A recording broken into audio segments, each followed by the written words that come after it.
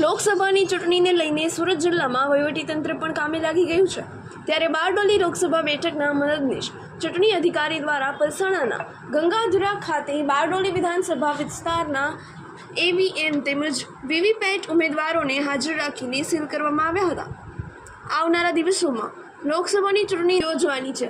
લોકસભાની ચૂંટણીને મતદાન માટે 23 બારડોલી લોકસભા બેઠક પર વહીવટીતંત્ર દ્વારા યુદ્ધના ધોરણે કામગીરી કરવામાં આવી રહી છે।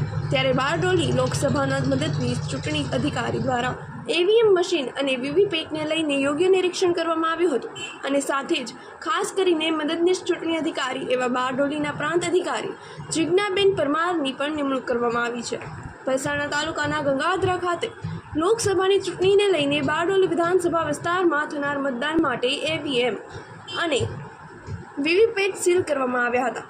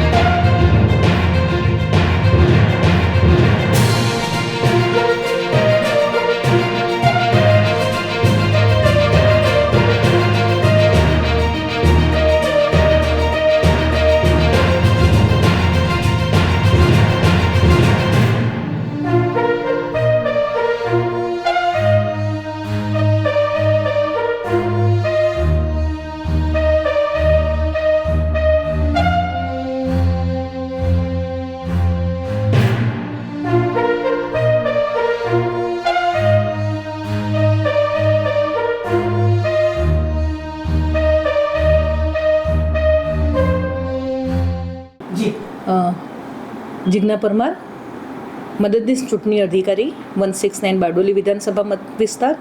આપણે 23 બારડોલી લોકસભા મત વિસ્તારના અંતર્ગત બારડોલી વિધાનસભા મત વિસ્તારના અંદર 276 જેટલા બૂથ આવેલા છે, જેના માટે ગઈકાલે આપણને અલથાણ ખાતેના ડેડિકેટેડ વેરહાઉસથી 345 જેટલા EVM સેટ, BU અને CU મળીને અને વીવીપેટના 372 રિઝર્વ સાથેના આપણને મળેલ છે, જે ગંગાધરા મુકામે વેરહાઉસમાં પોલીસ બંદોબસ્ત અંતર્ગત સીલ કરવામાં આવેલ છે।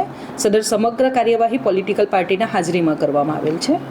આપણા 276 જેટલા બારડોલી વિધાનસભા મત વિસ્તારના બૂથ પૈકી 1,35,820 જેટલી મહિલાઓ, 1,46,000 જેટલા પુરુષો અને 8 જેટલા ટ્રાન્સજેન્ડર મળીને કુલ 2,81,911 મતદારો છે, જેઓને મદદનીશ ચૂંટણી અધિકારી તરીકે મહત્તમ મતદાન કરે અને લોકશાહીની આ ચુનાવનો જે પર્વ છે એના અંદર સહભાગી થાય એવી હું નમ્ર અપીલ કરું છું।